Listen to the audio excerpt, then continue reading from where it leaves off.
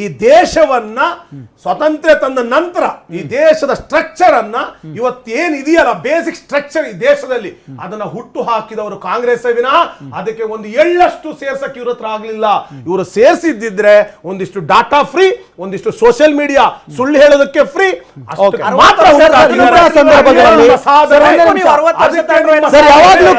ಯಾವಾಗ್ಲೂ ಕೂಡ ಈ ಉತ್ತರ ಭಾರತ ದಕ್ಷಿಣ ಭಾರತ ಅಂತ ಬಂದಾಗ ನಿಲುವು ತಾಳ್ಕೊಳ್ಳೋದು ಅಥವಾ ಸ್ಪಷ್ಟವಾಗಿ ಮಾತಾಡೋದು ಅಂತ ಆದ್ರೆ ಪ್ರಾದೇಶಿಕ ಪಕ್ಷಗಳು ಸರ್.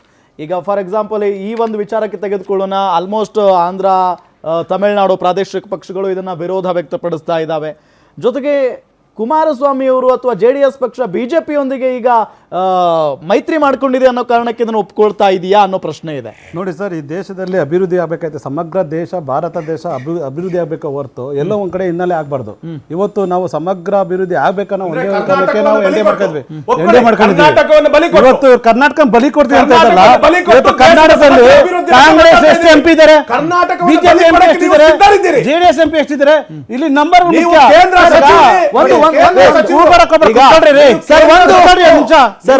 ನಿಮಿಷ ಕುತ್ಕೊಳ್ರಿ.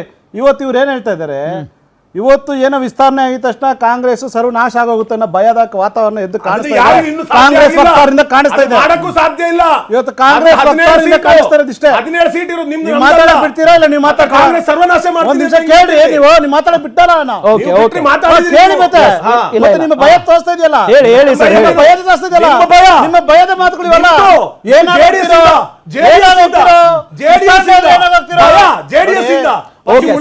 ಹೇಳಿ. 2014 ವರ್ಷಗಳ ಹಿಂದೆ ನಡೆದಂತ ಸರ್ಕಾರ ಈಗ ನಡೆಯಕ್ ಬಿಡಲ್ಲ. ಈ ದೇಶದಲ್ಲಿ ಜನಕ್ಕೆ ಅಭಿವೃದ್ಧಿ ಬೇಕಾಗಿದೆ. ಏನು 2014 ನಡೀತಲ್ಲ, 2004 2014 ನಡೀತಲ್ಲ ಈ ದೇಶದಲ್ಲಿ ಕಾಂಗ್ರೆಸ್ ಸರ್ಕಾರ ನಡೀತಲ್ಲ. ಅವತ್ತು ನಡೆದಿರೋಂಥ ಭ್ರಷ್ಟಾಚಾರಗಳು ಈ ದೇಶದಲ್ಲಿ 2014 ಮೇಲೆ ಎಲ್ಲೂ ಕಂಡಿಲ್ಲ, ಮಾಡಿಲ್ಲ. ಸೊ ಇವತ್ತು ದೇಶದ ಜನ ಸಮಗ್ರ ಅಭಿವೃದ್ಧಿನೇ ಇವತ್ತು ನಂಬಿದ್ದಾರೆ. ಇವತ್ತು ಸಮಗ್ರ ಅಭಿವೃದ್ಧಿಗೆ ಎದ್ದು ಕಾಣಿಸಿದೆ, ಕನ್ನಡಿತರ ಸಾಕ್ಷಿಗಳಿದ್ದಾವೆ. ಇವತ್ತು ಎಲ್ಲ ಒಂದು ವಿಚಾರದಲ್ಲೂ ದೇಶದಲ್ಲಿ ಅಭಿವೃದ್ಧಿಗಾಗಿ ಮುನ್ನಡೆ ಹೋಗ್ತಾ ಇದೆ. ಅಂತ ಒಂದು ಸಂದರ್ಭದಲ್ಲಿ ವಿಸ್ತರಣೆಗಳು ಅನಿವಾರ್ಯ ಆಗಿದೆ. ಇವತ್ತು ಜನಸಂಖ್ಯೆಗಳು ಜಾಸ್ತಿ ಆಗ್ತಾ ಇದ್ದಾವೆ. ಸೊ ಇಲ್ಲಿ ಡೆವಲಪ್ಮೆಂಟ್ ಆಗಬೇಕಾದಾಗ ಕ್ಷೇತ್ರವಾರುಗಳು ವಿಂಗಡಣೆ ಆಗ್ಲೇಬೇಕು. ಇವತ್ತು ಇವ್ರು ಏನ್ ಹೇಳ್ತಾರೆ, ನಾವು ಒಂದು ಎಕ್ಸಾಂಪಲ್ ತಗೋಬೇಕಾದ್ರೆ ಕಾಂಗ್ರೆಸ್ ಅವ್ರದ್ದು ತಗೋಬೇಕಿಲ್ಲ, ನಾವು ಬೇರೆ ತಗೋಣಕ್ಕಾಗಲ್ಲ. ಯಾಕಂದ್ರೆ ಇಲ್ಲಿ ಕಾಂಗ್ರೆಸ್ ಸರ್ಕಾರ ಕರ್ನಾಟಕದಲ್ಲಿ ಮಾಡ್ತಾರದು ಏನು, GB ಯಾಕಪ್ಪ ಮಾಡ್ತು ಅಂತ ಕೇಳಿದ್ರೆ ಅವ್ರು ಏನ್ ಹೇಳ್ತಾರೆ, ಬೆಂಗಳೂರು ಇವತ್ತು ಬೃಹತ್ಕಾರ ಬೆಳೆದಿದೆ, ಇಡೀ ಇಂಟರ್ನ್ಯಾಷನಲ್ ಇವತ್ತು ಕಾಣಿಸ್ತಾ ಇದೆ. ನಾವು ಒಂದು ಮೇಯರ್ ಇಕ್ಕಂಡ್ರೆ ಕಾಣಿಸಲ್ಲ, 5 ಮೇಯರ್ಗಳು ಬೇಕು.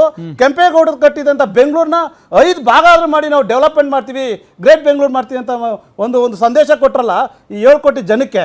ಅದೇ ರೀತಿ ನರೇಂದ್ರ ಮೋದಿ ಈ ದೇಶಕ್ಕೆ ಒಂದು ಸಂದೇಶ ಕೊಡ್ತಾ ಇದ್ದಾರೆ. ಸಮಗ್ರವಾಗಿ ಭಾರತ ಮುನ್ನೋಗ್ತಾ ಇದೆ. ಇದು ವಿಶ್ವದಲ್ಲಿ 2ನೇ ಸ್ಥಾನ 3ನೇ ಸ್ಥಾನದಲ್ಲಿ ನಿಂತಿದೆ.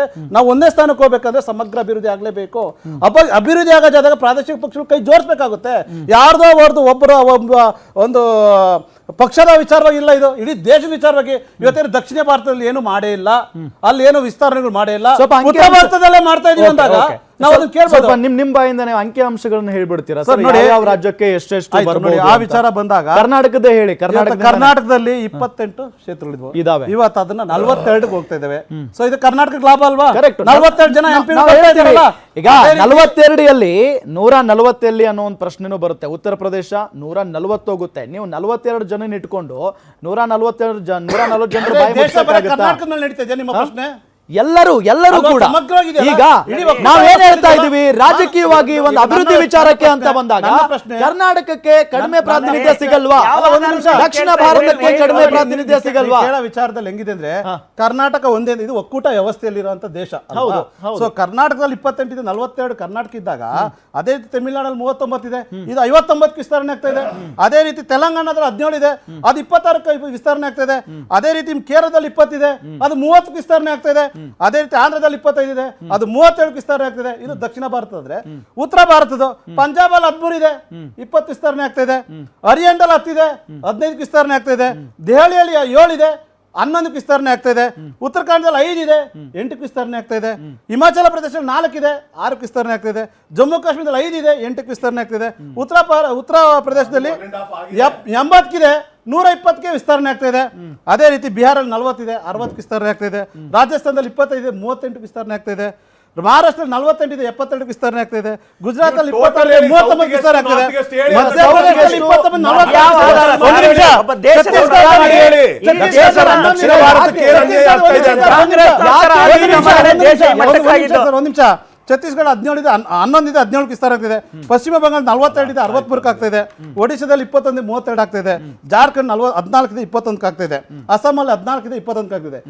ಇಡೀ ಒಕ್ಕೂಟ ವ್ಯವಸ್ಥೆಯಲ್ಲಿ ಪ್ರತಿಯೊಂದು ರಾಜ್ಯನೂ ಕೂಡ ಒಂದು ಗಣನೀಯವಾಗಿ ತಗೊಂಡು ಆಯಾಯ ಅನುಕೂಲಕವಾಗಿ ಅಭಿವೃದ್ಧಿ ಒಂದು ಸಂಕೇತವಾಗಿ ಇದನ್ನ ಮಾಡಿದ ತಪ್ಪು ಅಂತ ಕಾಂಗ್ರೆಸ್ ಅವರು ಯಾವ ನೈತಿಕತೆ ಇಟ್ಕೊಂಡು ಹೇಳ್ತಾ ಇದ್ದಾರೆ ಹೇಳಿ. ಇವತ್ತು 1973ರಲ್ಲಿ ಇವರು ಇದೇ ತರ ವಿಸ್ತರಣೆ ಮಾಡಿದ್ರು, 22 ಕ್ಷೇತ್ರ ಎಕ್ಸ್ಟ್ರಾ ಮಾಡಿದ್ರು ಇವರು.